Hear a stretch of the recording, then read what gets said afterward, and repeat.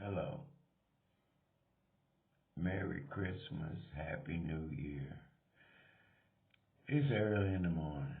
I know I'm looking all tore up and stuff, but um, and I don't want anybody to get sad or anything. I get kind of sad around the holiday, and that may not be a good word, sad. It's probably melancholy, retrospective. I reflect. I wish and hope that things were better. And seriously, not just for me. I'm not that kind of person.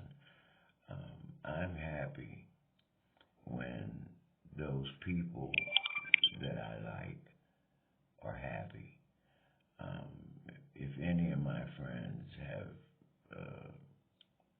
good luck or a brash of great things happening to them, or just normal, regular good things, I'm happy. Seriously.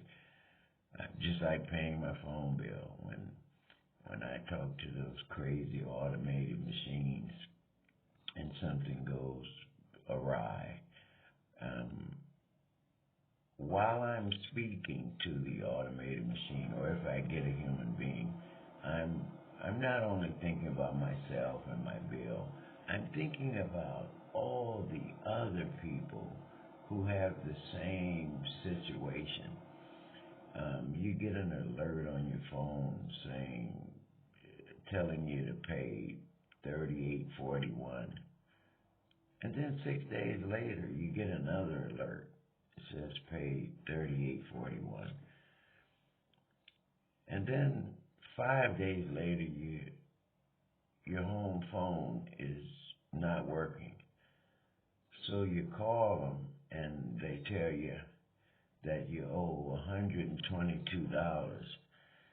And of course, the late fee and the reconnection fee, they're not going to charge you for that because I guess I've convinced them that I've been getting charged double or overcharged, or you get they tell you that they're going to give you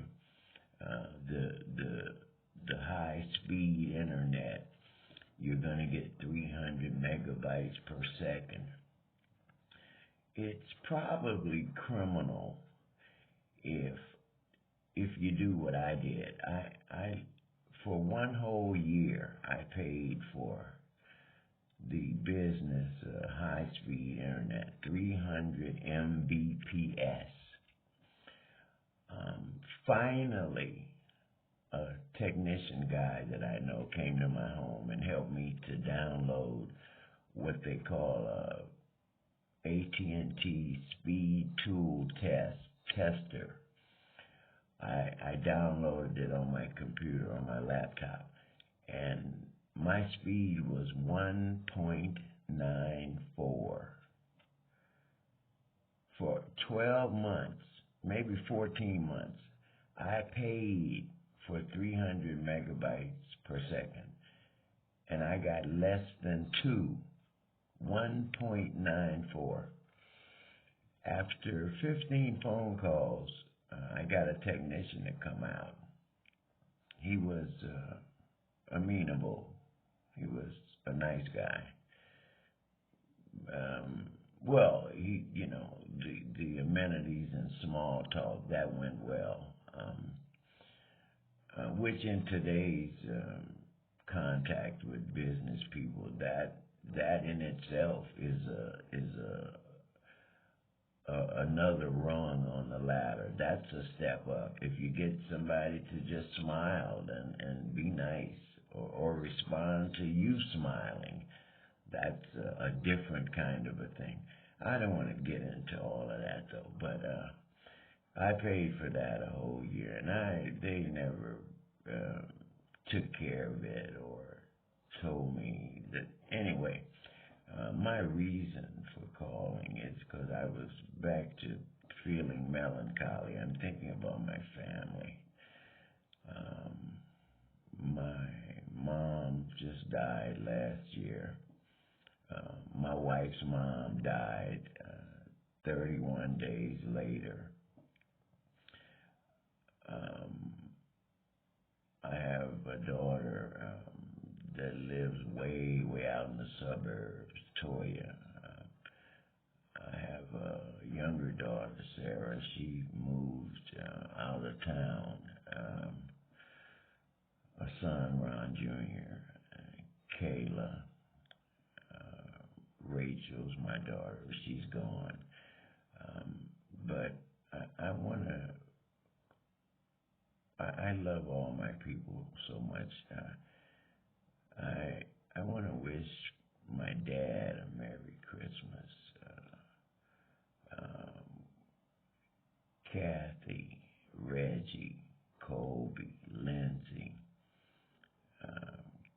Desiree, Casey. I wanna wish happy Merry Christmas to EJ and Maurice and Boone the Loon, Louis Casimir. These are guys I've been knowing since I don't know when, since I can remember knowing somebody. They're in New Orleans. All my cousins, Brenda and Alice and Stephanie and Stevie and Kim, Casey and TJ, and all their kids. They got 3 little girls now, and TJ finally got him a little boy. Let's see, just everybody. I'm trying to think of J.D. Bolden, Alton Hammond. It's just no way I'm gonna remember everybody. And I want all my friends to know that God gave me some things, but there's a lot of things He didn't give me, and this is one of them. I can remember something that I read in a book, but right now I'm forgetting all the important people. All my cousins that I love so much. Errol Blanchard up in Sacramento. Rags, who moved to Texas. Lil Perry is gone now. Lil Lloyd is gone. But Vanessa and her husband, Robert.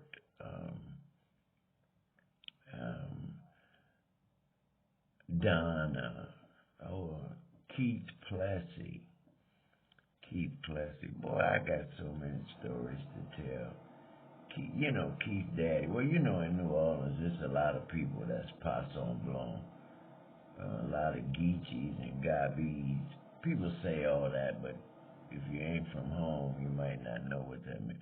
But you could get arrested in New Orleans if you kind of look like a white man, and I guess that was okay if you stayed on some shack, sharecropping somewhere. But if you had $2 or $3 and a nice suit, and you looked like a white man, like a lot of niggas do in New Orleans, they would put your ass in jail and take all your money, like they did my cousin, Mr. Plessy. They actually charged him with some stupid crime, and it had Poisson Blanc written in the literature somewhere.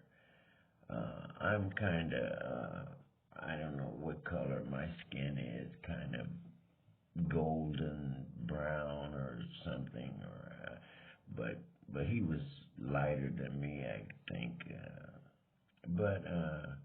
Yeah, you could go to jail for that. They got him on the train and took all his money. I read where they tried to straighten it up though. Keith Plessy, he took care of a lot of it. In fact, I think they have Mr. Plessy. They have his name embedded in some granite or some stone work right outside the front door of the City Hall building in New Orleans, Louisiana. Mr. Plessy. But I got so many cousins, Angie and Tyrone. Angie's gone. I got cousins who I watched grow up as babies, and they've passed now. I forget everybody's name. Um, Alice and them, Alice got so many grandkids. Alice got Ty and Joe and Alex. And they have a lot of kids, really nice kids, wonderful kids. Um, but I don't remember everybody's name. Jackie and Yolanda, Paul Porter. I'm gonna miss somebody. I'm gonna miss somebody. I'm gonna miss them, especially a bunch of my friends in New Orleans that I ain't seen in a while that I really love. Olivia Prout. We went to high school together. Her birthday is the same day as mine, and her daddy's birthday is the same day as my daddy. Would you believe that? Me and OP were born 10/21, and my daddy and her daddy were both born 12/16. Wow. Reggie and Kathy. Yeah, Reggie lost his pops recently too, so that's a tough thing. This is wow. Is this the first? No, it's the second Christmas without Mama, 'cause Mama passed like right before the summer. So I had that, that first Christmas. That was really different. Wow. And so it's not like it's better, but I just want to wish everybody a very, very Merry Christmas, a Happy New Year. And even saying that, it sounds kind of short, because I wish that, because that's the thing that we say. That's the thing that we do.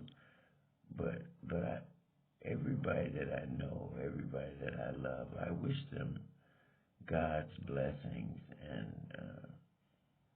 and I hope they all get lots of dollar bills, not just for Christmas, but for the upcoming year, 2016. I hope all the kids go to college and get a degree, and so they can earn more money. Because we know how things are going today with the deregulation, the government. I don't know how it works. I know back when I was a kid, if the gas company or electric company did something that was untoward, I remember my grandpa or my mom or my dad saying, "Oh, let me straighten this out." And you could call somebody. I don't know if you had to go to the mayor or the governor or the president or some organization, or if you just went in the office. But today, you don't go in the office. They don't have an office anyway.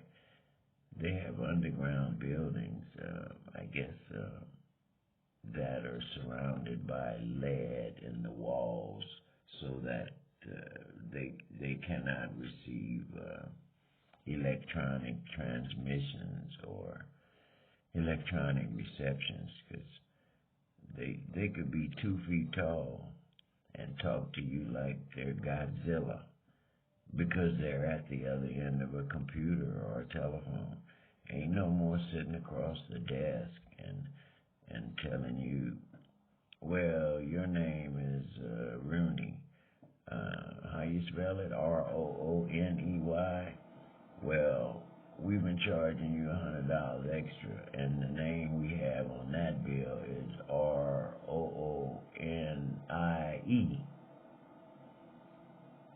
Because if we're sitting across the desk and he's telling me that, well, I'm gonna probably require a better explanation. after he begins to count out my refund to me.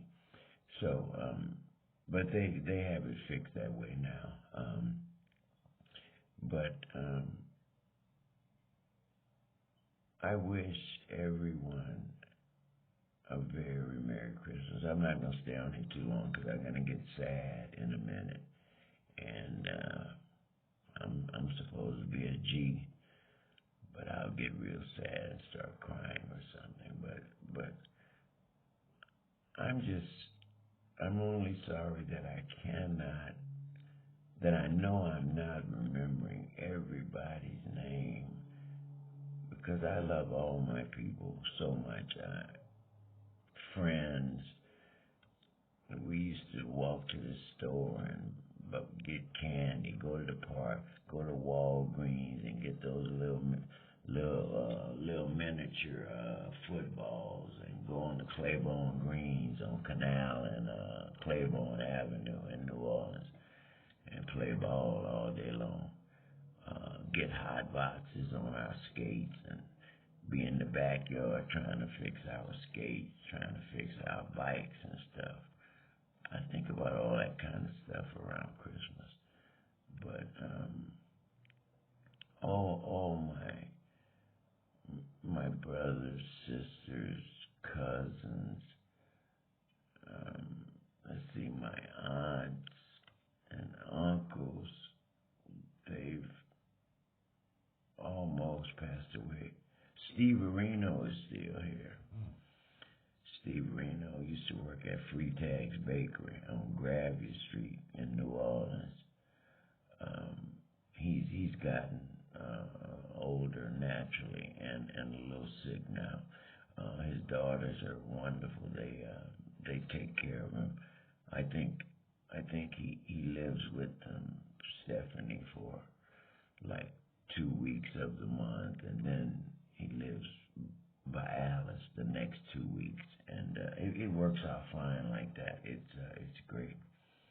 I love him for doing that too.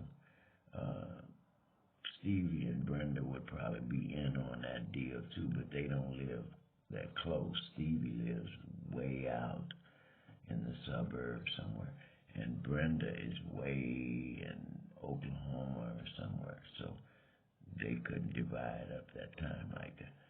But Maurice, like my brother in New Orleans, and his wife Linda, and all their family and stuff. And Michael Manson, you big knucklehead, drinking Bloody Marys at 6 o'clock in the morning in the French Quarters. Boy, you better watch yourself down there. I wonder how the weather is in the French Quarters right now, Michael. I was just thinking about all my friends, people I went to school with. Muriel Rowden, Clifford, and Leon Lang, Luana, Glenn Houston, did I say Ava K. Taylor? Gosh, I can't think of everybody. But I wish everybody a very Merry Christmas. And especially part of my family right here in Los Angeles. Like my cousins, Alice and Stephanie and Brenda and Stevie and Kim and Casey and TJ and Kathy and Reggie and their 2 daughters, Kobe and Lindsay. And then my daughter Toya, who's living in the suburbs, and Sarah and Ron Jr.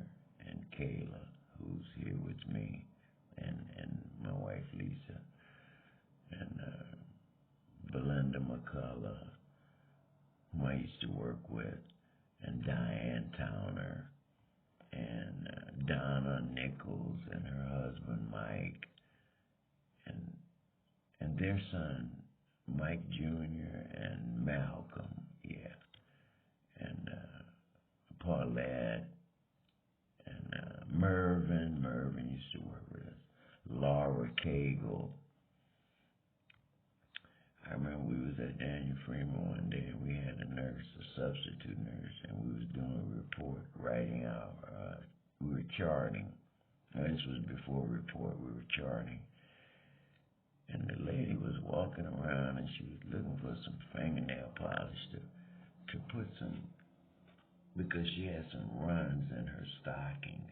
Back in those days, you wore little white stockings, and she was but she had about 400 holes in her stocking. I said, damn, you gonna use a whole goddamn bottle of fingernail polish to fix that shit?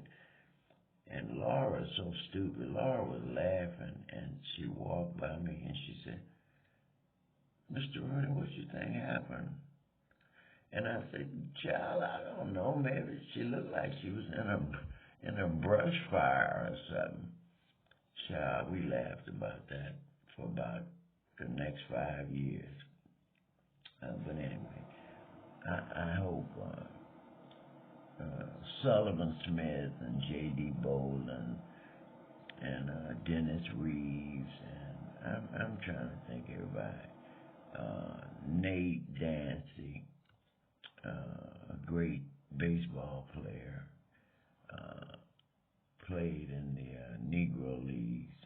Them guys were something, boy. Them were some great players. They did what they call barnstorming, because they played.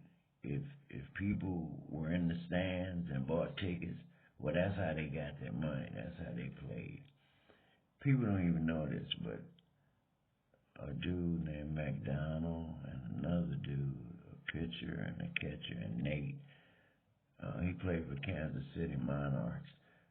They, around mid-season, this other team in Canada was getting close to going to the World Series. So I guess they went to the big ballers who own the Monarchs, and I don't know what kind of trade that is, but you get Nate Dancy, McDonald, and Tommy Taylor, or the other guy, and you borrow them and you put them on your team. And then your team goes and wins the World Series. And then those three guys go back to Kansas City, where they were in the first place. God only knows what kind of transaction that was back in those days, what kind of money changed hands. But I bet you McDonald and Taylor and Nate Dancy, I bet they didn't get nearly what they should have gotten for all the baseball that they played, and then going to a new team and bringing them through the playoffs and winning. I'm positive they didn't get the money, because he'd have some of it right now. But anyway, in fact, he doesn't even get his pension, his baseball pension. I don't know why. I guess you got to take a picture with Vin Scully and send it to the baseball commissioner, and maybe you'll get your, or maybe if you're an all-star every year, I don't know. But I wish him and Nathaniel Garrett and Nathaniel Garrett's sister Mary, I wish her a lot of love and good wishes too, because they got a real big family, and she cooks on every holiday and stuff, and all the family goes over to her house, which makes me think about Mama. My mama used to do that. She cooked like that. It's nothing you can say. People say, well, why did was this person the best cook? Or heck, maybe Joe might could cook better than Charles, but Joe just liked to cook and have people over. And so Joe has people over on the holidays and everybody, which is great, because you get to talk to everybody and see all the little grandkids and stuff that's growing up. And because you forget who got kids and who just had a kid, or sometimes getting that part, but sometimes we lose people. But you got to stay up on things. But in today's world, it's not that much talk about families reuniting on holidays and birthdays and stuff. I'm, as you can see, I'm getting old now. But when I was young, we didn't even think about. I mean, I don't think ever in my life did a whole year go by and I didn't see most of my family that were that were in the same city or state where I was living. In fact, I can say that a whole year would not go by and I wouldn't see almost everybody. Sometime, one time, sometime. But it's not like that today. People as close as first cousins, brothers and sisters, live in the same city and don't see each other, don't know where each other work at, don't know what they doing, don't know if they starving, don't. The world is really changed. I don't want to get into that because this should be a good message. I want to again wish everyone a very Merry Christmas, a Happy New Year, and all the blessings that they deserve. Let me put that in there, that they deserve. I want God to help out all my people, friends and family, but I want to put that deserve in there because some people are real knuckleheads, and but I don't want bad to happen to them, but the other people who are more caring and loving, I want them to have really great blessings. But I want everybody to be happy and do better. So my holiday wishes to all my friends and family. And please forgive me if I didn't think of your name, because there are probably 50 people that I did not mention their names on this little video that I love as much as the people that I did remember their names to say on the video right now. It's early in the morning, I got my coffee. I'm going to have to put it back in the microwave because it done got cold now. And I'm going to look at the Zane Great Theater and Laramie, and maybe I'll look at Rawhide when Clint Eastwood played Rowdy Yates. Yeah, I hope some kind of game comes on this morning. Okay, guys. Wow, this is the last year for Kobe. Golly, son of a gun. And Yasiel Puig, what the hell are you doing? I'm not saying you can't hang out with P. Diddy and Floyd Mayweather and all those big time stars. And if I'm naming the wrong person, I don't mean to. But you just drove up, man. You just drove up. You need to have you need to build up some work ethic. You need to look at somebody going out now with Father Time like Kobe Bryant. You need to look at that kind of work ethic. Jerry Rice, Walter Payton. You need to look at work ethic and get your butt in the weight room. You're already big as hell, but you need ethic. You need to get up and have part of your mind on your job every day. And do something to yourself, to your mind, to your body that will help you do your job better. I don't know if the Dodgers gonna get Chapman from Cincinnati. I don't know, but whatever kind of help the Dodgers need, they gonna want the other team, whoever we get somebody from, they gonna be looking at Yasiel Puig because they'll just look at his age and how big and strong and fast he is and stuff, and they're gonna be asking for him in a trade deal or something. And we don't want to do it. Come on, man, you gotta straighten yourself out, man, and do what you're supposed to do. When God gives you that much talent, man, you have to pay something back. You got to put in some work. But anyway, let me not go into all. But, boy, the Raiders are looking good, too. That little quarterback, I like him. He got guts. He ain't, well, naturally, he ain't Kenny Stabler, but he's got kind of a little attitude like the snake. He don't, he's learning. Them receivers the Raiders got, man, you better be on, boy. They've been watching Cliff Branch and Fred Biletnikoff. But the defense of the Raiders, that keeps us in the game.